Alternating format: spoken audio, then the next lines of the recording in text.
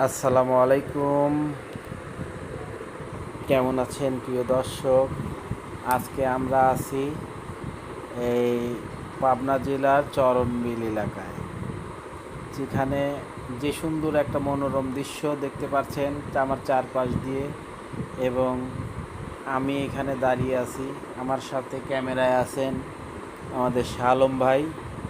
এবং আসলে এখানে আসার পরে এত সুন্দর মনোরম একটা পরিবেশ, যা দেখে আমার খুবই ভালো লাগছে। এবং বন্যার সময় যে সুন্দর, আসলে এইখানে দেখার মতো একটা পরিবেশ। যদি বিনোদন কেন্দ্র থাকতো তাহলে এই আমাদের পাবনা জেলায় এই চরণমিল এলাকায় এই ছয়খাম্বা ব্রিজ, যেখানে নৌবাড়িয়া দিয়ে আসতে হয়, নৌবাড়িয়া, পাটুল এবং অনেকগুলো গ্রাম আছে আমাদের চারপাশে, যেমন আদাবাড়িয়া, তারপরে পাঁচবেতুয়ান, আকবহর, তারপরে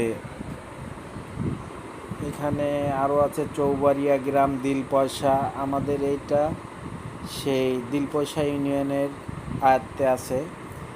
আমরা আসলে এখানে যখন বর্ষার সময় আসে তখন অনেক আসি, নৌকা দিয়ে বেড়াই, খুব আনন্দ হয়।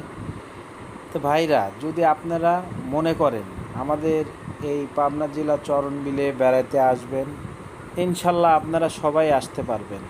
এখানে এসে মনোরম আত্মা শান্তি করে আপনারা বাতাস খাবেন, কি শান্তি প্রশান্তি।